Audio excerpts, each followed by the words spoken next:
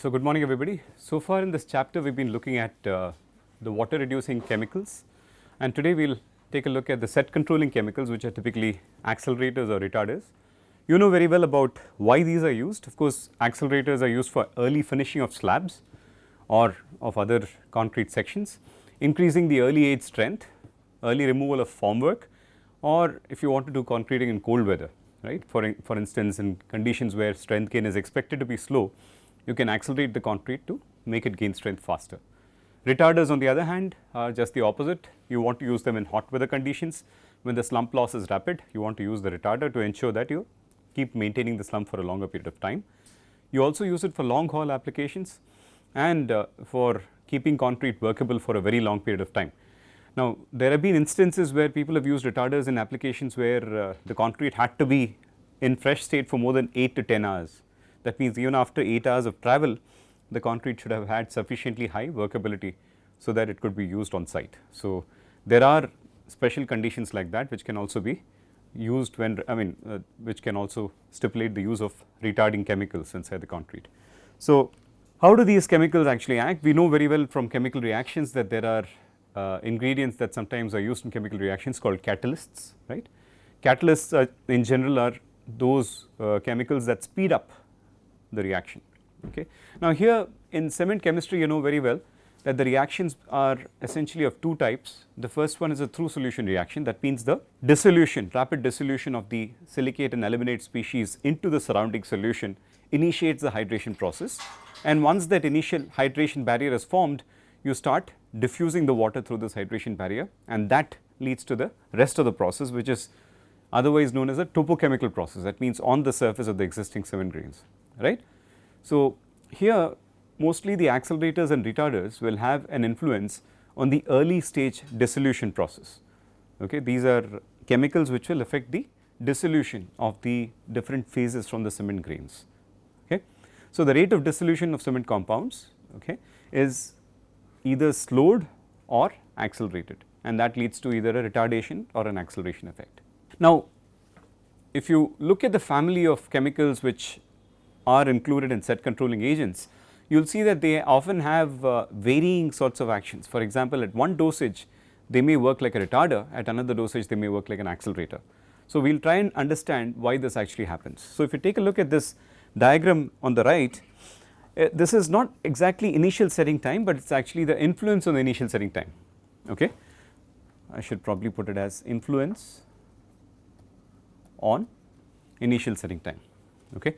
So, if you look at this first line, that is type 4 chemicals, the setting time increases, okay, continuously increases when you increase the concentration of the admixture. When you increase the concentration of the admixture, the setting time increases. This type 5 chemical, when you increase the admixture concentration, the setting time decreases. Okay, I am not saying that I am starting off with the setting time here and ending here, no. What I just mean to say is, with increasing concentration of the chemical, the setting time keeps on decreasing. Okay. In the case of type 1 chemicals, okay, the setting time is unaffected until a certain admixture concentration is reached, and beyond that there is an increase in the setting time. Okay. Type 2 chemicals, you have some minimum concentration at which the setting time starts increasing, but beyond a certain concentration you actually start seeing a reduction in the setting time. Okay. That means the same chemical at low dosages is acting like a retarder, but at high dosages it is acting as an accelerator. The same thing with type 3 chemicals, that they have this sort of a behavior going up and then coming down. That implies that at small dosages the type 3 chemicals are increasing the setting time or retarding the concrete, and at high dosages they are reducing the setting time or accelerating the concrete. So, what are the chemicals which make up these types of set controlling agents? Type 1 is gypsum. You know very well about the action of gypsum. Gypsum is essential at a significantly high dosage to ensure that the aluminates do not react with water to lead to flash set. Okay. So, gypsum acts like a retarder or a set controller in a certain specified dosage. Okay. But gypsum is not typically used as a retarding agent additionally. Whatever is added to the cement is added already as a set controller. Beyond that, we do not really add additional gypsum in the system unless we want to optimize the extent of gypsum that is existent in the system. We talked about that when we looked at the heat calorimetry curves in cement chemistry, that oftentimes when we substitute cement with mineral admixtures, since the quantity of gypsum reduces, we want to optimize that to ensure that our reactions happen at the correct time, right. You remember that discussion we had during the calorimetry part of the cement chemistry chapter. Type 2 chemicals are calcium chloride and calcium nitrate, which are known to be the best accelerators. The calcium chloride especially is known to be the best accelerator. Now, what is interesting about type 2 is that they start accelerating only after a certain dosage. That means you need to have a certain minimum dosage built in for them to act as an accelerator, otherwise they act as retarders. At very low dosages they will act as retarders. Okay. So, calcium chloride you need to use at substantially high dosages to cause a reduction in the setting time or acceleration of the concrete mix. The third type is potassium and sodium carbonate and sodium silicate, and these are also retarders in the beginning, but then they become accelerators when you cross a certain dosage. Okay. So, there should be some reason as to why this is happening. We will explore that in just a minute. Type 4 is your typical water reducing chemicals, gluconates, lignosulfonates, sodium salts of carboxylic acid, zinc and lead salts. These are uniformly retarding your concrete. With increasing concentration, there is more and more retardation. Okay. These are the same, most of them, the organic ones are the same as your regular water reducing chemicals. The normal water reducers are also good retarders. Okay. Then finally, the constantly accelerating chemicals, essentially the salts of formic acid and triethanolamine, lead to this type 5 behavior, where with an increasing concentration of the admixture, you have a continuous reduction in the setting time. Okay. That means they are good accelerators. Now, I have not really discussed much about formulation of different superplasticizing chemicals, but typically if you look at the formulation, let us say of a typical sulfonated naphthalene formaldehyde, okay, because we want to build in some slump retention characteristics into SNF, the construction chemical company would typically mix it with some lignosulfonate. The lignosulfonate helps to increase the slump retention time. So, most formulations of SNF would have a lignosulfonate. If you look at formulations of lignosulfonate, because that causes retardation, oftentimes we will have a small spiking with this type 5 chemicals, especially this triethanolamine or TEA. Okay. That is often used as an ingredient for formulations of lignosulfonates, which would cause major retardation, but to ensure that the retardation is not major but controlled, you can actually add some amount of triethanolamine to the formulation. And one more interesting thing is many of these the lignosulfonates and SNFs may have air-entraining properties if you use at a certain dosage. We talked about that, right. So, to ensure that the air is not entrained in the concrete, very often they also add defoamers. Okay. Defoamers, that means what, chemicals that can kill the air bubbles that are forming in the system. So, defoaming agents are also added, and oftentimes, for example, for the organic polymers, you may actually promote bacterial growth in the system, because there is a lot of sugars, no. So, bacteria will grow in the system. So, to make sure that does not happen, we also put biocides. Okay. So, common ingredients of most chemical admixtures, I am going back to the water reducing chemicals, are defoamers and biocides. But I essentially wanted to tell you that to ensure good slump retention in SNF, typically lignosulfonate is blended along with it. To ensure not excessive retardation in lignosulfonate, triethanolamine is blended along with it. Okay. So, there are different ways of actually controlling the kind of product that you come out with, so that the properties of concrete are well controlled with respect to that. Okay. So, one common way of finding out if your admixture has outlived its life is that when you look at the admixture drum, if you start seeing it bulging, if you see your admixture drum is bulging, especially with sulfonated naphthalene formaldehyde and lignosulfonate, this often happens that if your life of the admixture is very long, I mean already you have used it for more than 1 year, you will see that the drum starts bulging. And why does the bulging happen? Because of the action of bacteria that starts generating gases, and that sort of bulges out the drums. So, when you go to a construction site, if the admixtures have been stored for too long in the external heat, you will often find this happens because that is a conducive environment for bacterial growth, and that causes gas formation and your barrels start bulging. At that point, your admixture will start becoming unutilizable. You would not want to use the admixture beyond that point. Okay.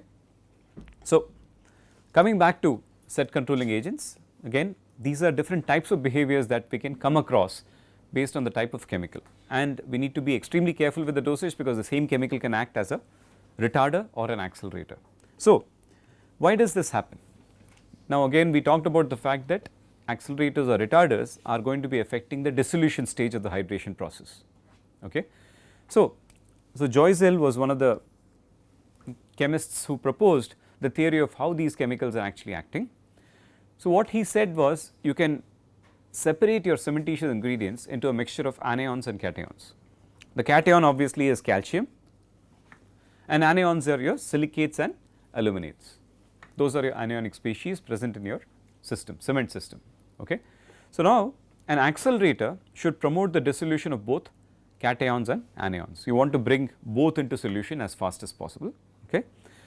Now since you have silicate and aluminate, two types of anions that are present, the accelerator should promote the dissolution of the anion that is the lowest dissolving rate. So aluminates are rapidly reacting, we know that, silicates are less rapidly reacting. So the accelerator should promote the dissolution of silicate.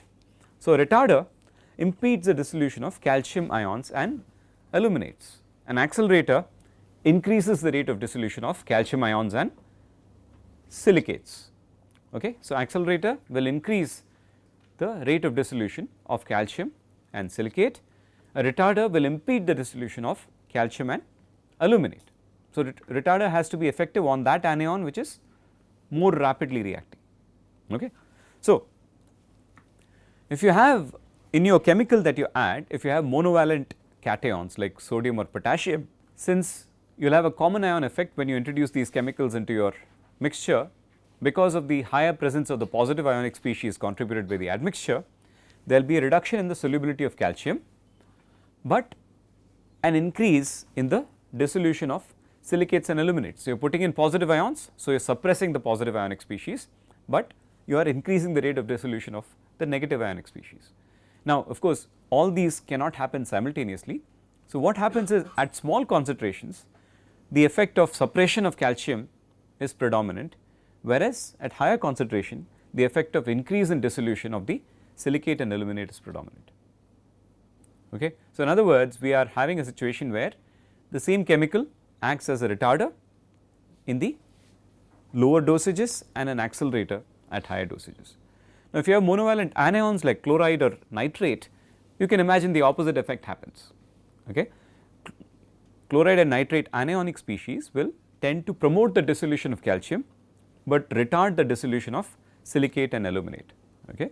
So at small concentrations the effect of retardation is predominant, at high concentrations the effect of acceleration is predominant. So calcium chloride, calcium nitrate, as I said, these are extremely good accelerating chemicals only at very high dosages. At small dosages they may actually end up retarding your system.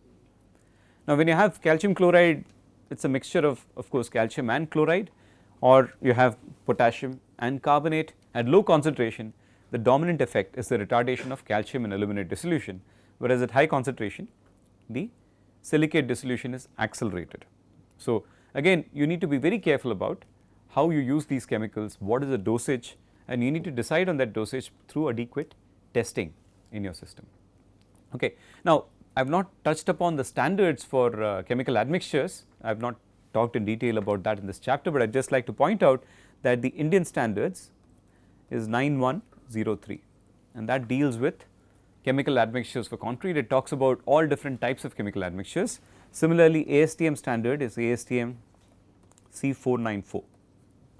Okay, so I request all of you to have a look at these standards and see how they have classified the different types of chemicals and how they actually test these. So what happens is the standards define a specific concrete mix that you need to make with and without the admixture and test the properties in the fresh and hardened state. The fresh state properties include the slump, okay, and the setting time of the concrete, and then the hardened state properties obviously include the compressive and flexural strength and also the rate of shrinkage that you have in your system. Okay. So all those properties have to be satisfied for your admixture to be deemed qualified to be used in concrete, and based on what kind of properties they satisfy, they can be classified into different types of chemicals as per the ASTM or IS codes. So, just to give you the idea about what type of chemicals constitute accelerators, you can divide accelerators into two types, chloride and non-chloride. Of course, chloride accelerators are like calcium chloride and sodium chloride. Unfortunately, these, although they are very effective, they cannot be used because you are increasing the chloride concentration of the system, and that leads to corrosion of the reinforcing steel. So, today calcium chloride is permitted only in plain concrete, not in reinforced concrete. You can't use it in reinforced concrete. Okay. Non-chloride accelerators have to be used because you can't use chloride accelerators. So, inorganic non-chloride accelerators include nitrites and nitrates of calcium and sodium. You can have thiocyanates of sodium, thiosulfate, or carbonates of calcium and sodium. These are all extremely good accelerating chemicals. Okay. Sodium silicate also I have not listed here, it is a accelerating chemical, sodium silicate. Okay. Organic chemicals include triethanolamine, we talked about that, diethanolamine, carboxylic acids in terms of salts of formic and acetic acid, and also formaldehyde is a good accelerating chemical. Of course, formaldehyde is extremely hazardous, it cannot be used directly, because you must have seen, those of you who took biology in your high school would have used formaldehyde.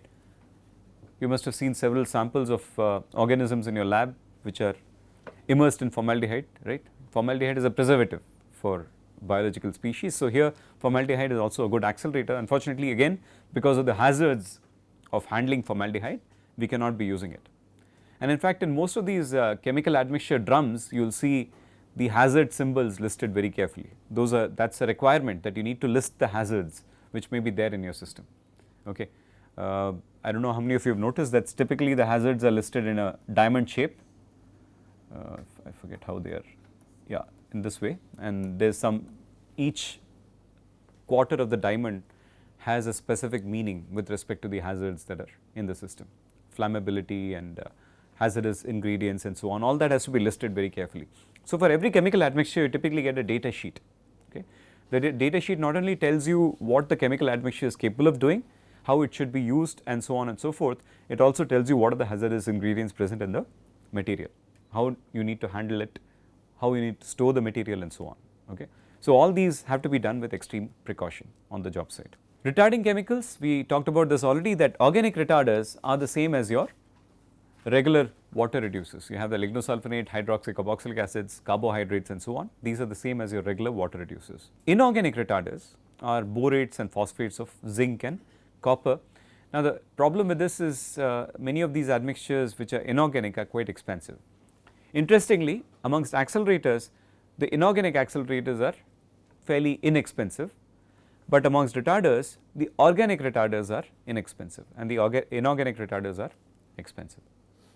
Now, we have the special class of admixtures called extended set admixtures, phosphonates and other phosphorus containing organic acids and salts, gluconic acid and so on. So, these are to keep your concrete in a fresh state or without setting for a very long period of time. Now, one thing that we do not really worry about much in India is that after the truck which delivers the concrete, once it goes back to its yard, there is water which is used to flush out all the remaining concrete and other sediments inside the truck. Okay. Here we do not really worry too much about the environment, the water simply goes out into the soil. I mean, we just wash it out and we do not really take care of that water which is coming out. Now, you have to remember that pH of cement paste is very high, right. Cement paste has a very high alkaline pH, 12 to 13 or sometimes even more. When you are washing out this water and you permit that to mix with the groundwater, you are obviously contaminating the groundwater and making it a lot more alkaline. Okay. So, there are strict environmental standards in several countries, mostly a lot of European countries have this problem, where this wash water from the truck cannot be used or cannot be simply discharged into the ground. So, what they do is they collect the wash water, store it in drums, add these extended setting chemicals inside, so that whatever cement or cementitious materials are there inside do not harden, but they simply settle at the bottom of the drum. From time to time they clean out the bottom of the drum and they extract that water, and after sufficient analysis of the water quality they can reuse it for either again for washing, or if the water is good enough they can as well reuse it for making concrete itself. Okay. So, you have to remember that, I think that will soon happen in India also, that we have to start worrying about what damage this will cause to the environment. So, Wash water stabilization is one of the common needs for your extended set admixtures. Okay. Sometimes your truck which goes to the job site has to come back with the concrete because the concrete is rejected, the slump is not met. Now I know that scenario rarely happens in India because mostly we add water at the end, but I am not just talking about India, this happens all over the world. Okay. When I worked for a construction chemical company in the US, and we were doing a field trial of our product which was a new water reducer, and so here we were at a ready mix concrete plant, and I was waiting along with my colleague with all the testing equipment to test the properties of the fresh concrete. So there every time fresh concrete is delivered, you check the slump, you need to check the air content, and then you need to prepare your cylindrical specimens for compressive strength testing. Okay. So we were waiting, and then this truck was getting filled up with concrete from the plant. I was waiting for too long, nothing happened. Then after some time I heard the truck driver honking twice, and then again there was a little bit of mixing, and then again there were 2 honks. So I was asking my friend, why is this concrete not coming, what is the problem with this truck and why is he honking? So my friend told me that the truck driver, with the sound of the concrete in the truck, can actually tell the slump of the concrete. Okay. And if the slump is not sufficient, every honk he indicates 10 gallons of water to be added, 10 gallons mind you. Okay. 10 gallons is American gallon is about 3.8 liters, so 38 liters of water per honk. So 4 times he honked, so you can imagine he's added nearly 120 liters of water in a concrete truck which is probably about 6 cubic meters. So your water cement ratio is totally going haywire, but now the driver is very happy with the sound of the concrete in the truck. So he comes and delivers it to us. Obviously the slump is good, no problem, but we have no idea whether our water reducers actually worked or not.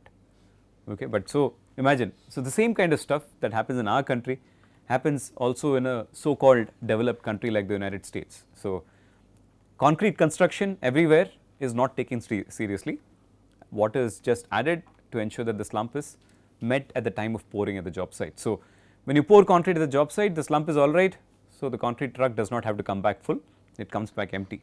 Nevertheless, if such a situation arises that the concrete is rejected and if the driver has to bring it back, then one of the common strategies is to simply add this extended set admixture into the concrete so that it does not set inside the truck. Now, that is something you would not want happening, because concrete setting inside the truck means then you have to go with a hammer and chisel and try to dig this concrete out, which can be a very difficult proposition. Okay. It will not happen that easily. I do not know how many of you have ever tried this, but our concrete mixer, when I was working with this construction chemical company, we used the tilting drum type mixers, the older type mixers, not the pan mixer. And in that mixer, if you do not clean it out well, between the blades and paddles you can have concrete stuck. So from time to time we used to actually clean this drum, and when you hit it with a chisel, it is so hard that it actually sparks.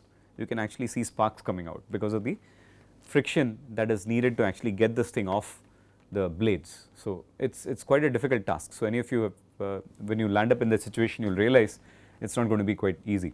In India, of course, we have a lot of support in our labs. We do not really do this kind of a difficult task on our own, but for understanding the plight of people who are working on the site, it is always better to do these kinds of tasks on your own.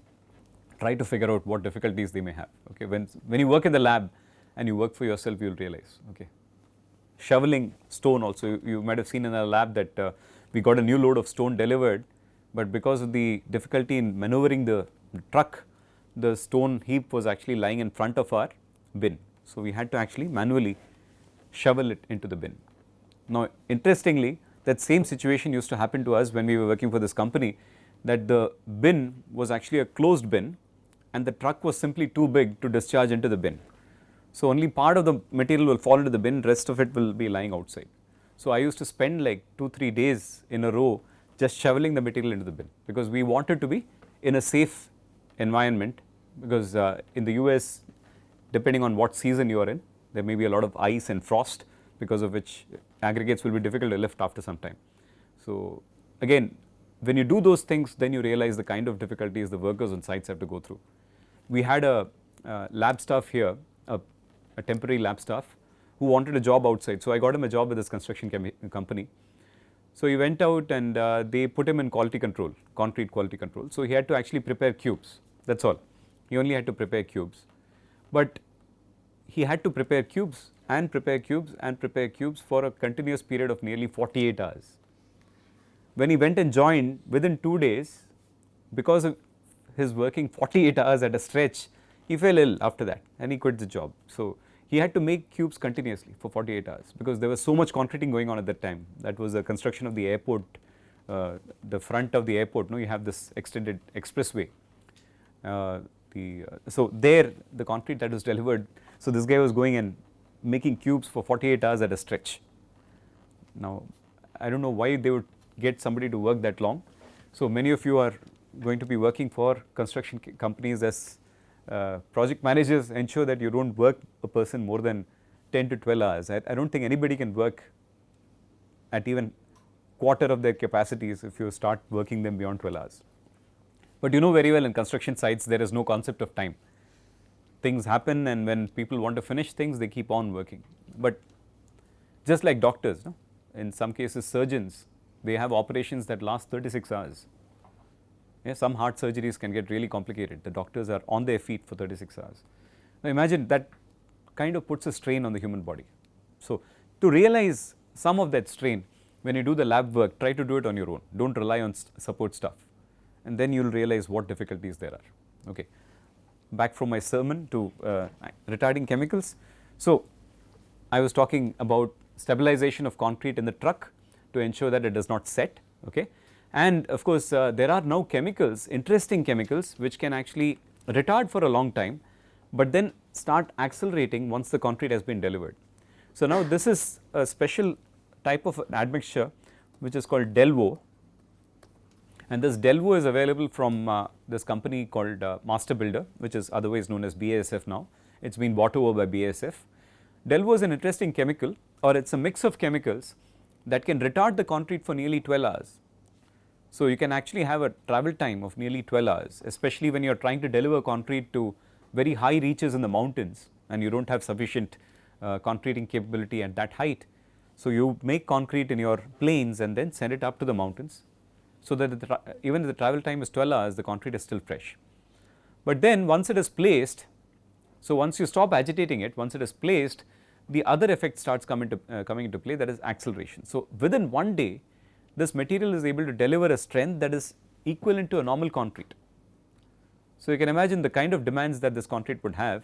You need to retard for 12 hours and then immediately do the opposite. Now you might have also heard of oil well cementing.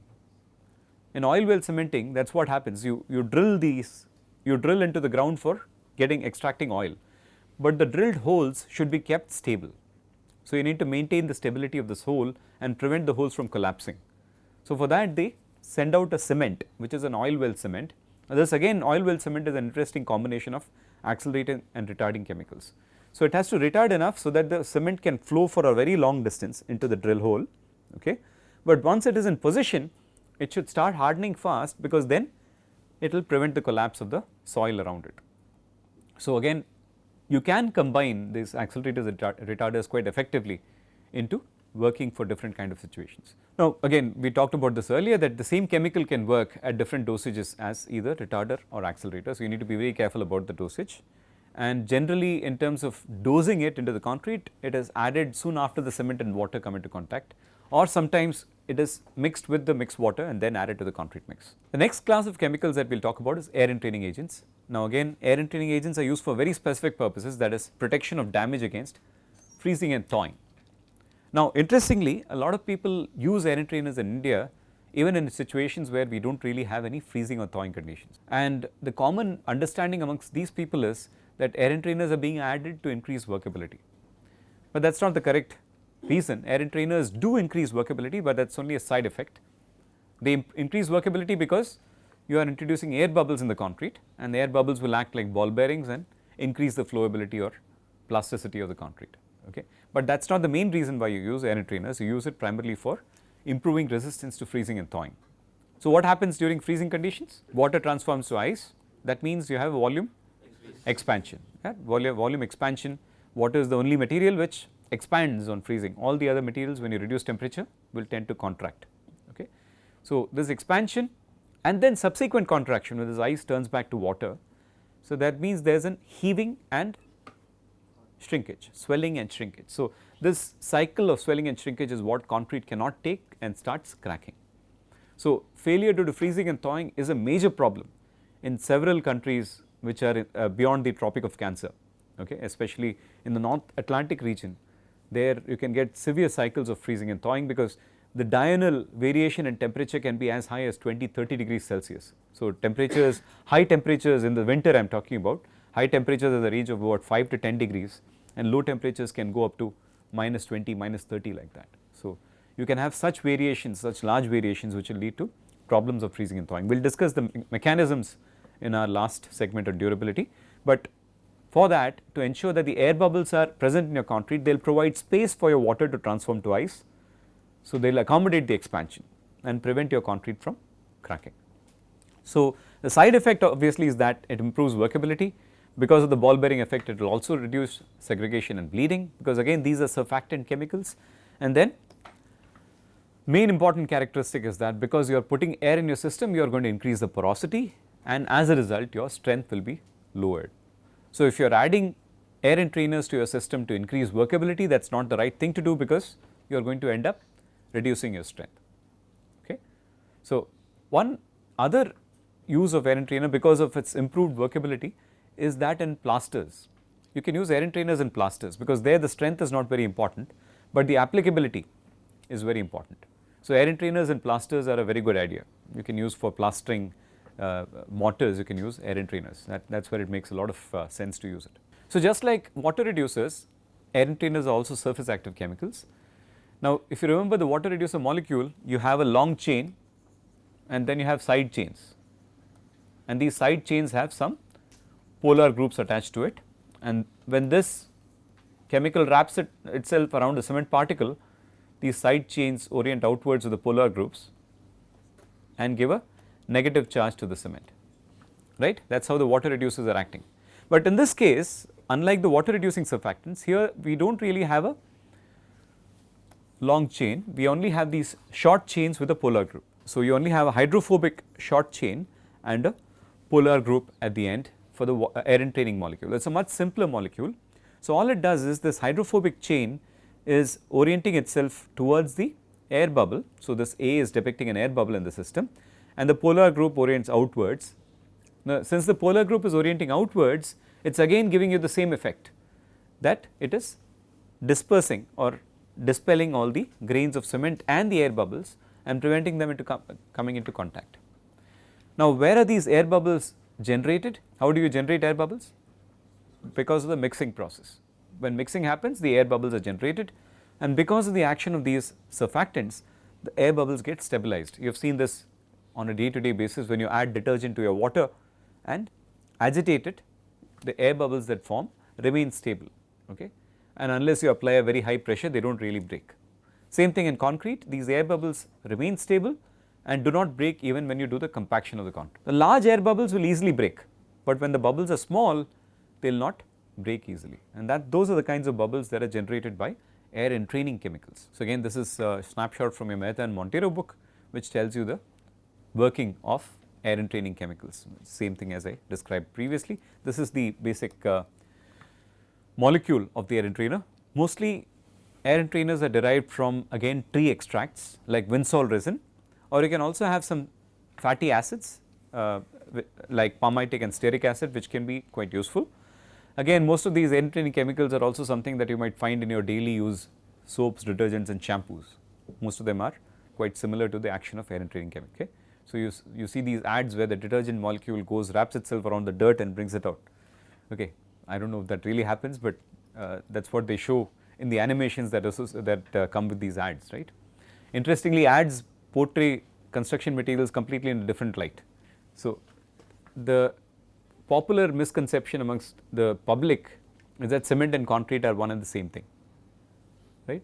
If you go anywhere, people say I am building a cement road. You can't build a road with cement, you need concrete to build the road, right. So, that is a misconception amongst public that cement and concrete are one and the same. Unfortunately, what these tend to convey, especially in terms of cement, is that the higher the cement strength, the better the concrete. So, as a result of that, in the market, when you talk to consumers and masons, they seem to think that the cement strength is very high, it will be good for all applications. And that is what led to all these problems with the plaster in the past, that people started using very high strength cements, and because plasters had a high surface area, shrinkage and other effects led to a lot of cracking in the plasters. And then people started realizing, okay, we are not doing the right thing. And cement companies were also to blame because they were not promoting the cements correctly for different applications. So now many cement companies have started off coming up, especially with respect to plaster, they come up with their own plastering compounds or plastering additives or plastering cements itself. And many companies also have their own plastering mortars. Now problem with that is obviously that it is going to be quite expensive as compared to your regular cement mortar. So convincing anybody to use these plastering mortars would be a difficult task. So many companies are trying to change that strategy and coming out with plastering cements that can be used with any sand and water, and you can make your own mortar. So again, you need to be careful about what the ads show you, but in terms of air-entrainers, of course we are talking about surfactant molecules which are similar to your detergents. So that is why I wanted to bring that out. So air-entrainers are typically added early in the process, okay, right after the aggregates have been mixed into the mixer, because again any water that is in the system, when you are trying to agitate it, it will start generating the bubbles, and air-entrainers can stabilize those bubbles which are forming even very early in the process. And after the air has been entrained in the concrete, you need to be sure that the air entrainment is to the extent that you desire. For that, what you need to do is check the air content first of all of the fresh concrete. So you sample the fresh concrete and check the air content. What typically people do is use the pressure method for air content determination. Now in this pressure method, they use an instrument called the pressure meter. So this pressure meter has a chamber which is filled up with the concrete fully. The standard types of compaction have to be done, 3 layers, each layer compacted 25 times with the tamping rod, okay. And on top of this there is another chamber that sits which has a dial gauge attached to it. This top chamber is fitted completely on the bottom chamber, and then there is an inlet through which you can actually put in water. So you fill up the top chamber completely with water, okay, and then this water is pressurized by the application of air pressure, okay. When you pressurize it, this water will start seeping into the voids of the concrete. This water will start seeping into the voids of the concrete, okay. And once the voids get filled up, the chamber on top, which was earlier filled completely with water, will now have some air in it. So when you release the pressure, this air will actually come out. It was pressurized, right? When you release the pressure, the air will come out, and the extent of air coming out will be directly indicated by the dial gauge here. So it is a very simple measurement, but it takes good amount of practice to actually get this done right the first time. So using this, you will not only be measuring the entrained air, you will also be measuring what is called the entrapped air. Entrained air is what you are actually purposefully introducing into the system because of the use of the chemical. Entrapped air is what is there in the system which cannot be gotten rid of even after compaction. So for example, in this picture you see that there is a large air void between the aggregate there, because the paste was simply not able to get in there, okay, or this void here. These are entrapped air bubbles. Now you can see very clearly the entrapped air is of much larger size as opposed to the entrained air. You can see the small bubbles which are circular, they are spherical bubbles which are in the system. Those are your entrained air bubbles. So if you remember our discussion on different sizes of voids and pores in the system, the entrapped air is of the order of few millimeters, okay. So we are talking about size of few millimeters, and entrained air is how much typically? Generally 1 to 100 micrometers, more likely 10 to 100 micrometers. Okay, so you are generating these very small spherical air bubbles which are stable because of the effect of the air entraining agent. The larger bubbles will tend to collapse as much as possible, but you still will get some entrapped air in the system. So when you are measuring air with the pressure meter, the water is going to penetrate both entrained and entrapped air. And if you have done the mixed design process for concrete, you know that for a particular aggregate size, you always assume that there is some amount of air that is going to be in the system, right. for a 20 mm aggregate size, if you go as per your IS 10262 method of mixed design, you will assume that about 2% or 1.5% of air is present in your system. So, whatever air you get from the pressure meter, you subtract that 2% or 1.5%, let us say 2%, then the remaining balance is your entrained air. Okay.